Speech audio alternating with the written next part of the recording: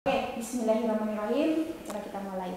Assalamualaikum warahmatullahi wabarakatuh. Terima kasih atas kehadiran Bapak Amir Rais, Pak Marwan Batubara, dan Mbak Syari Anakita. Bapak Amir Rais dan Pak Marwan selaku panelis dan Mbak Syari Anakita, terima kasih sudah berkenan untuk menjadi moderator pada acara hari ini. Saya sendiri MC Tasmin Fauzia Rais. Ya, acara kita mulai langsung. Saya serahkan voice-nya kepada Mbak Syari. Silakan Mbak Syari. Terima kasih Mbak Tasmin. Assalamualaikum warahmatullahi wabarakatuh teman-teman semua. Waalaikumsalam. Dan syukurlah setelah dan assalamualaikum warahmatullahi wabarakatuh. Yang kami hormati di sini dua pemateri yang keduanya sudah ada di tengah-tengah kita, serta teman-teman dari yang sudah masuk di sini ada 417, tapi ada sekitar 700-an peserta yang insya Allah akan bergabung sebentar lagi dengan kita. Baik teman-teman, menarik sekali malam ini kita bisa bertemu secara virtual melalui Zoom untuk berdiskusi tentang apa sekarang yang tengah terjadi di Indonesia terkait korporatokrasi di Indonesia. Dan di sini di tengah-tengah kita sudah hadir dua pembicara. Yang pertama, beliau lahir di Surakarta, seorang tokoh reformasi, politikus, mantan ketua PP Muhammadiyah dan mantan ketua MPR RI. Beliau adalah Bapak Profesor Amin Rais. Assalamualaikum. Waalaikumsalam, Mbak Syari. Waalaikumsalam. Bagaimana kabarnya? Alhamdulillah sehat. Alhamdulillah sehat. Ya. Dan pembicara kedua kita, teman-teman, sudah hadir juga di sini, di tengah-tengah kita, seorang praktisi sekaligus pengamat energi yang lahir di Sumatera Utara 64 tahun yang lalu. Lulusan dari Monash University, berpengalaman dalam bidang telekomunikasi dan minerba. Pernah menjabat menjadi anggota DPD RI, beliau adalah Bapak Insinyur Haji Marwan Batubara MSc. Assalamualaikum, Pak Marwan. Oke, Waalaikumsalam warahmatullahi wabarakatuh. Bagaimana kabarnya, Pak? Alhamdulillah, baik, Mbak. Alhamdulillah. Ya. Dan teman-teman, para hadirin sekalian, sebelum kita mulai, sedikit mungkin pengantar. Malam ini kita akan berbicara tentang Indonesia di tengah pusaran globalisasi, dan yang akan kita bahas kurang lebihnya adalah dari buku Selamatkan Indonesia. Untuk teman-teman yang ingin memiliki bukunya bisa nanti langsung di chat di WhatsApp group. Dan izinkan saya menyampaikan terlebih dahulu terkait istilah elit global yang mungkin nanti akan banyak kita dengar di penjelasan kedua pemateri dan mungkin akan teman-teman tanyakan. Sebagaimana yang kita tahu, teman-teman, elit global ini sudah sering digambarkan bahwa kelompok 1% yang pada praktiknya bisa mengendalikan banyak hal, bukan hanya 99% manusia lainnya, tapi juga arah kebijakan hampir semua pemerintahan di muka bumi. Kita tahu nama-nama seperti Bilderberg Group, Rockefeller Family, Rothschild Family, dan ini juga tersebut istilah ini tersebut oleh John Perkins. Jadi yang akan kita bahas malam yang berbahagia ini dalam bukunya berjudul Confession of Economic Hitman, dia pertama sekali mengenalkan istilah korporatokrasi di sana. Sehingga dari istilah yang dikenalkan oleh John Perkins terkait korporatokrasi yang berarti sebuah sistem pemerintahan atau kekuasaan di mana perusahaan atau korporasi besar bisa mendominasi, mengontrol, bahkan mengendalikan sebuah pemerintahan. Dan malam ini kita akan banyak mendengar dari dua tokoh sekaligus guru kita, guru bangsa yang sudah menyempatkan waktunya untuk hadir di tengah-tengah kita. Tanpa berpanjang lebar lagi, saya langsung serahkan kepada Pak Amin Rais. Silahkan waktunya, Pak. Baik, Assalamualaikum warahmatullahi wabarakatuh. Jadi, saudaraku, nanti saya dengan Pak Marwan, insya Allah bisa saling melengkapi. Ya.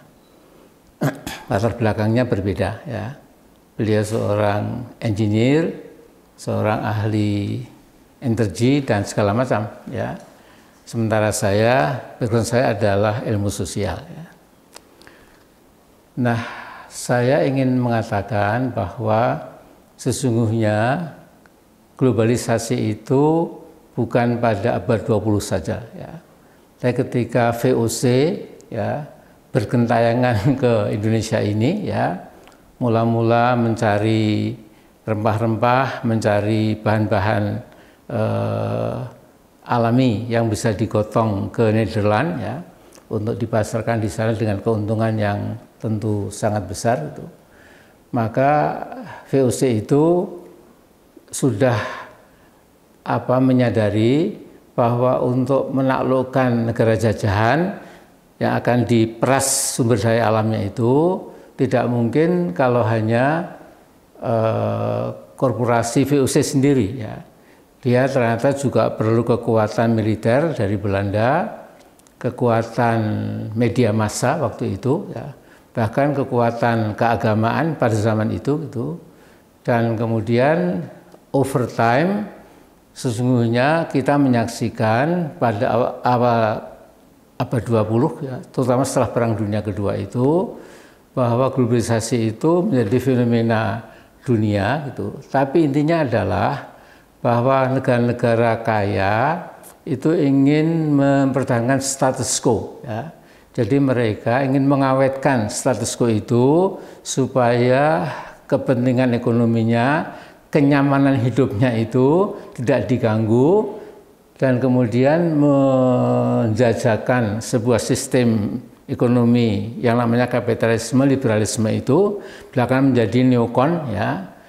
Nah kemudian kita mengetahui bahwa korporasi besar sebesar Shell atau Freeport-McMoRan atau segala macam ya, itu kemudian memang lantas menggalang kekuatan itu yang oleh John Perkins dikatakan itu korporatokrasi ya.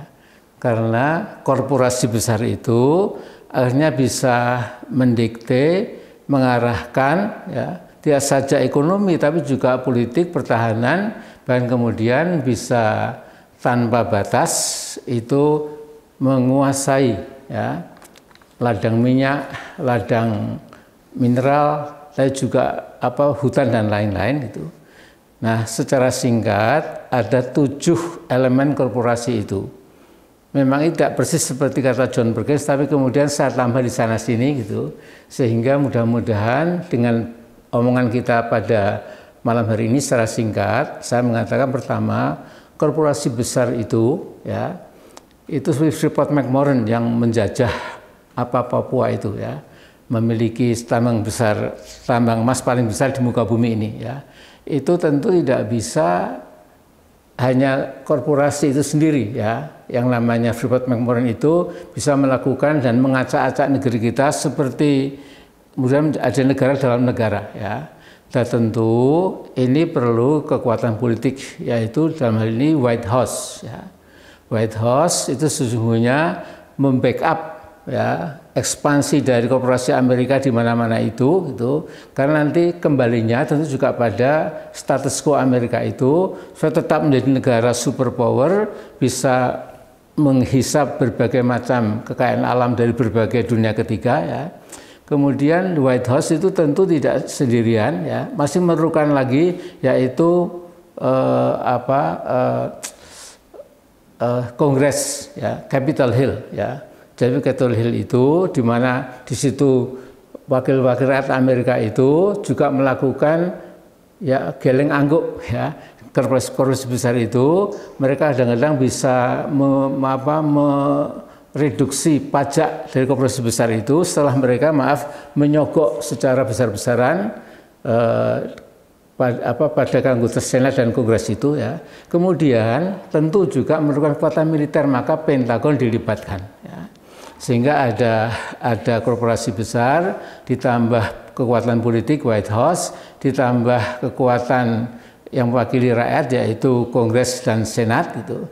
Kemudian militer Pentagon itu menjadi ujung tombak untuk menggagahi ya, untuk menaklukkan ya negara-negara yang berani menentang kemauan korporasi itu ya. Kemudian yang berikutnya lagi tentu adalah media massa ya.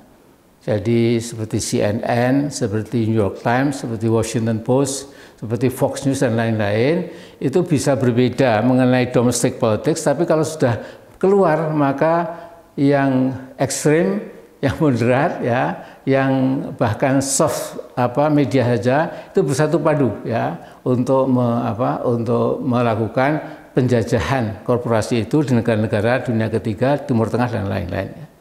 Nah kemudian setelah itu mereka masih perlu yaitu mercenary intellectuals ya.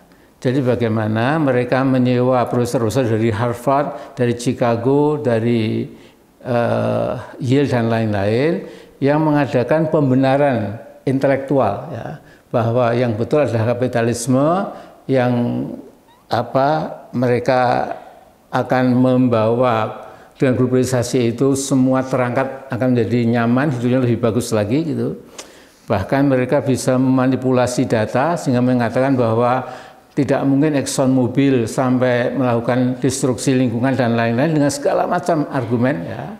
Nah kemudian saudara sekalian, semua itu ya tidak akan bisa menjajah ekonomi negara-negara di luar Amerika itu kalau elit nasional sebuah bangsa itu memasang palang pintu ya. Nah eloknya di negara kita ini ya tidak usah dikasih palang pintu, kita yang mengundang ya kehadiran korporasi itu ya dengan alasan segala macam ya. Kemudian kita betul-betul menjadi negara subordinat, menjadi negara komprador, menjadi negara vasal ya. Jadi apa maunya korporasi itu dimudahkan oleh pemerintah dari zaman ke zaman ya. Nah, saya menulis buku Selamat Indonesia ini tahun 98 ya. Jadi sudah 22 tahun yang lalu ya. 2008, sudah 12 tahun yang lalu gitu. Di sini saya hanya membuka kejahatan ekonomi korporasi barat itu ya. Dan waktu itu Cina masih belum ya. Tapi sekarang saya harus menggarisbawahi bahwa buku ini tidak lengkap karena sekarang ada kekuatan korporasi yang juga sangat besar namanya RRC itu ya, dengan Partai Komunis Cina yang menggerakkan segala macam arah perkembangan ekonominya itu ya. Sehingga keadaan kita ini mungkin lebih berat lagi. Bahkan ada semacam prediksi saudara-saudaraku, daripada terjadi showdown antara dua gajah Cina dan Amerika ini untuk merebut Indonesia, mengapa tidak dibagi dua seperti zaman Iran ya, yang Iran sebelah utara itu untuk Rusia, yang Iran sebelah selatan dan Tenggara itu untuk Inggris ya. Nah ada semacam prediksi ya berkaca dari waktu Iran dipecah jadi dua sphere of influence, dua sphere of control itu, maka ada kemungkinan daripada dua gajah ini bentrok menghabiskan tenaga malah rugi gitu katakanlah, maka Indonesia bagian timur itu nanti jadi sphere of influence-nya Washington, Indonesia bagian barat itu sphere of influence-nya Beijing ya. Nah sekarang masalahnya ya, ini kita punya pemimpin ya, itu kalau zaman dulu itu punya watak inlander ya, jadi mengidap kompleks inferioritas. Kita kalau sudah menghadapi orang Amerika, orang Eropa merasa mereka itu adalah ras yang lebih unggul, kita pasti kalah gitu. Bahkan kemudian kita juga dengan kekuatan utara itu yang juga sesungguhnya juga punya Lebensraum ya, untuk mengembangkan sayapnya itu untuk menjajah ekonomi negara-negara di sekitar Laut Cina Selatan itu pun juga saya kira sekarang fenomena yang luar biasa gitu. Jadi sesungguhnya tugas kita ini sebagai bangsa makin berat ya, karena kalau kita menoleh ke barat maka ada huge economic power ya yang menguasai segala lini ya. Kalau ke utara kita juga melihat bahwa mereka punya obor ya, One Belt One Road ya. Jadi jalan darat dari Beijing sampai Turki ya.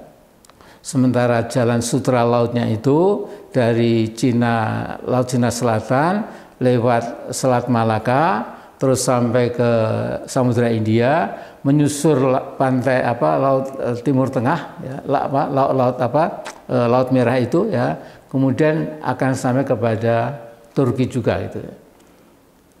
Nah, nanti mungkin lebih jelas lagi bagaimana obor ini sesungguhnya melakukan economic trap ya, kelihatannya membantu ya, tapi yang dibantu kadang-kadang memang agak bodoh ya. Kemudian bayangkan sekarang ya, negara-negara seperti Angola, seperti Uganda dan lain-lain itu banknya sudah diambil alih oleh Cina ya. Bahkan mata uang yuan itu berlaku di negara itu ya, saking hebatnya, karena mereka sudah tidak bisa bayar utang, dibuatkan infrastruktur, diutangi nggak bisa membayar, kemudian diambil alih bank-bank nasionalnya itu ya. Nah, Indonesia ini amat sangat rawan ya, karena kita ya, saya tidak sedikit pun akan bernada menyerang sebuah ras atau sebuah etnik, tidak ya. Tapi kenyataannya ya, di zaman Xi Jinping ini betul-betul ya, rezim Beijing itu tidak mengindahkan sama sekali hukum internasional ya. Jadi keputusan The Court of Justice di Den Haag yang mengatakan bahwa tidak ada hak sama sekali ya, Cina untuk menguasai namanya line dash line ya. Jadi ada 9 yang dikasih titik-titik itu yang merupakan semua itu diminta oleh Cina gitu. Sementara itu sebenarnya haknya orang Filipina, haknya orang Thailand, haknya orang Vietnam, bahkan sebagian kita juga di Natuna hak kita. Tapi kita tahu bahwa seolah-olah mereka tidak menggubris gitu. Jadi ada Lebensraum politik untuk mengepakkan sayap untuk lebih memenuhi ya 1,5 miliar rakyat Cina itu sudah pengap ya, sehingga mereka menoleh negara-negara yang kira-kira bisa diambil alih secara indirect ya, dikuasai ekonominya gitu. Tentu yang paling membuat liar mereka itu keluar itu bukan Filipina, bukan Malaysia, bukan Vietnam, itu Indonesia ya. Karena sangat luas, potensialnya resourcesnya itu juga sangat luar biasa gitu. Sehingga kita ini harus hati-hati gitu. Dan saya melihat ya, pada zaman Pak SBY ini sudah saya tulis di sini gitu. Tinggal dibaca saja bagaimana Pak SBY itu sesungguhnya tidak begitu peduli. Maaf ya Pak SBY, ya, mungkin Anda nanti akan bocor juga ini. Tapi ini sudah saya di sini saya tulis itu. Apalagi zaman sekarang ini ya, itu memang kita makin tidak punya kedaulatan ekonomi sama sekali ya. Jadi saya ingat ada tokoh perempuan India namanya Arundhati Roy itu. Dia kelahiran 61, dia terkenal sekali, pernah dapat beberapa hadiah kewartawanan gitu. Dia mengatakan, dia mengkritik negaranya sendiri, dia mengatakan bahwa pimpinan elit nasional di India itu yang tangan satunya itu menjual India fosil ke siapapun yang mau membeli India ya, dengan memberikan konsesi yang luar biasa ya, untuk menggarap apapun, untuk membuka ekonomi enterprise apapun ya. Tapi tangan satunya itu bicara nasionalisme Hindu, kita harus rakyat harus kita bela, rakyat kecil harus kita nomor satukan dan lain-lain. Sepertinya mirip dengan negara kita ya. Kita bicara tentang NKRI adalah harga mati, bangsa yang diunggulkan, bangsa kita bangsa yang hebat dan lain-lain. Tapi sesungguhnya ya tangan satunya itu Indonesia fosil gitu. Dan yang paling siap adalah terus terang adalah Cina ya. Karena yang berlebihan keuangannya itu gitu ya. Dan saya masih ingat ya kata-kata Pak Jokowi gitu bahwa kalau kita sudah membuat infrastruktur selesai harus segera dijual ya, supaya bisa membuat yang lain lagi gitu. Jadi Indonesia fosil dan sebagainya lah ya. Jadi saudara sekalian, jadi sekarang terpulang kepada kita ya. Kita ini saya kira anak cucunya harimau ya. Jadi Diponegoro, Cut Nyak, Patimura dan lain-lain, ya, Sultan Hasanuddin itu semua harimau. Gitu. Tapi kita jadi kelinci sekarang ini, ya, nggak dihargai lagi, ya. Saya mengatakan di pergaulan antar bangsa kita Indonesia ini seolah-olah itu loh apa masuk tidak menggenapkan, keluar nggak mengganjilkan itu. Karena kita ini besar tapi tanpa bobot, ya.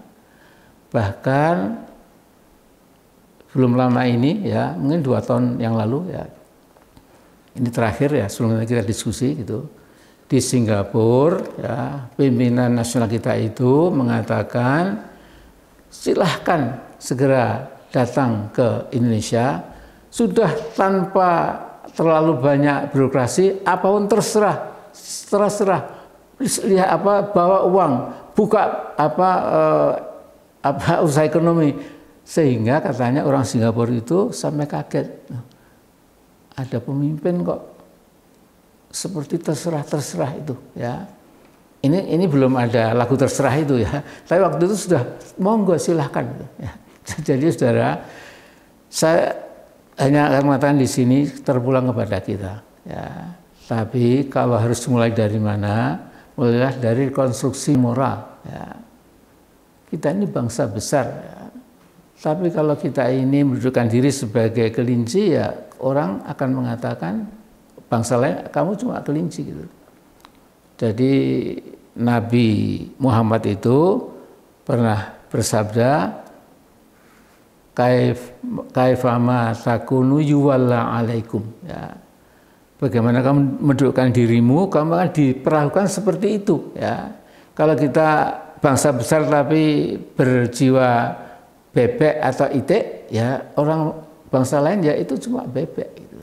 Tapi kalau kita ini burung elang, kita berani, kita mengambil risiko, risk taker dan lain-lain, kemudian bangsa lain juga akan hormat kepada kita, ya. Nah, jadi saudara sekalian, saya tidak tahu, ya sudahlah, kita ini sudah rahasia umum, ya, bagaimana ratusan ribu TKA, ya, masuk genangan kemana-mana, sementara buruh kita saja kehidupannya itu kan Senin Kemis lah, ya, jadi berat sekali itu. Saya kira itu dulu, ya.